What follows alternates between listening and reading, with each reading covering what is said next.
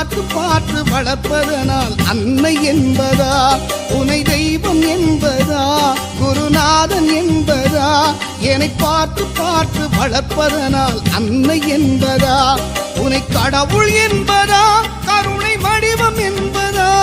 உனை கடவுள் என்பதா, கருணை வடிவம் என்பதா, ஐயா ஞானதானம் தந்த உன்னை தந்தை என்பதா,